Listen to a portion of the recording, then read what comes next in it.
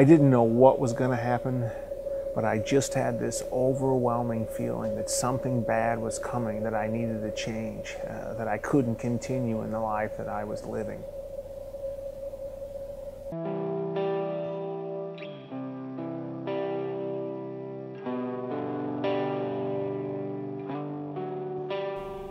So I was born the youngest of three boys to two very loving parents. But when I was 9 years old, we woke up for school one morning, and my father, he was late waking up for work. And when we went in to try to wake him up, it turned out that he had passed away in the night of a heart attack.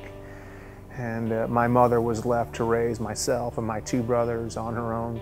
I would like to say that we made my mother's job easy after that, but the truth is we were a bit wild. And to make matters worse, about 3 years after my father passed away, my mother was diagnosed with cancer. And she went through an extended battle, and when I was 15 years old, my mother passed away as well. Now you can imagine a boy of 15 years old who's lost his parents and at the height of a rebellious stage in his life. I was not willing to accept authority.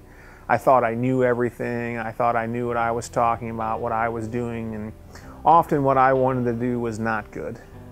So I grew up in what I would call the sex, drugs, and rock and roll era. I very much idolized the rock stars of the time.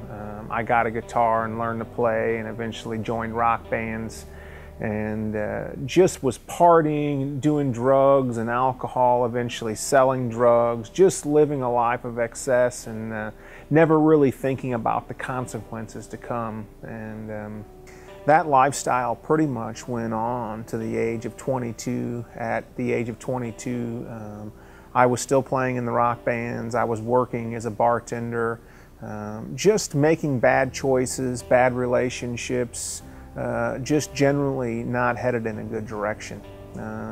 But I was really too blind to see it. I had been living that life for a long time and didn't see how bad it had gotten. One night I was out with this friend from the band, and this particular friend grew up in a Christian family and in church, and at some point though he had rebelled and left that life and obviously had joined himself with the wrong people and me, and we were at his house one night partying. I think we were probably snorting coke and drinking and smoking pot and who knows what else. And as the night progressed, the conversation began to change, and we started to talk about God. And my friend, he got out his Bible and he began to read some verses. And as he read those verses, I just felt very convicted all of a sudden. I felt as if something bad was coming, something bad was going to happen, and I needed to change my life. And I remember going home that night and laying in bed, and I thought, well, I'm probably high. I'm not thinking clearly. Surely tomorrow morning I'll wake up and I'll have forgotten about this. But as it turned out, I woke up the next morning and I felt exactly the same, and the next morning and the next morning. And finally I called this friend and I said, look, I don't know what happened the other night. You read those Bible verses and I've been feeling weird and convicted ever since. And he said, you know, I've been feeling the same. And he offered to take me to church, and I said, I think that would be a good idea. And true story, we actually stopped on our way to church the first time and sold our drugs, and not something I'm proud of. Anyway, so we went to church and began going, and God began working, but at some point my friend, he went back to the old lifestyle and back to the way we were living, and within about a year of that time, his drug habit had just gotten out of control, and he ended up robbing 5 banks to support his drug habit, and ended up in the penitentiary where he still is today. And pretty much all of the friends that I was hanging out with at the time, within a short time of my conversion, all crashed and burned, and it just ended bad for most of them.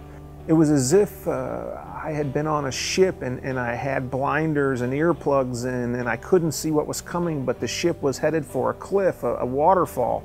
And right before it went over and crashed on the rocks below, God reached in and pulled me out. And the boat then went over and crashed, and everybody on it. And I think back to that day at my friend's house when he first read those Bible verses, and I realized God was speaking to me. Something bad was going to happen, and I did need to change my life.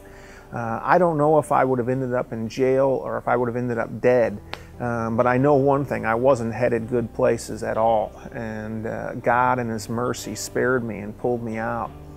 And so God just began working in my life and changing me, and pretty much my entire life was just turned upside down and completely changed.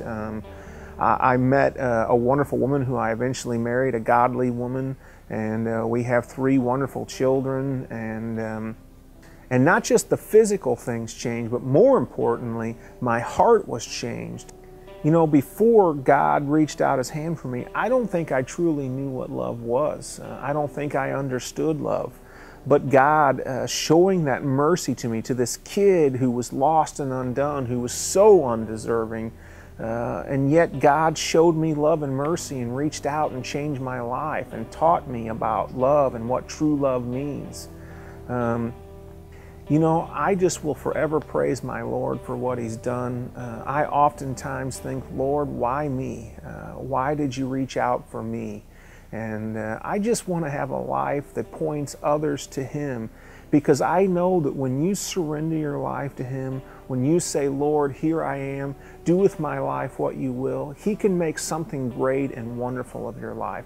God created each of us to be a certain person. And when we try to do it on our own, like that 15-year-old kid that I was way back in the day, we're just fighting against who God truly created us to be. But when we surrender to Him, He just makes our life exactly what it was meant to be. He makes us who we were meant to be. And it is such a blessing. I will forever, forever praise His name.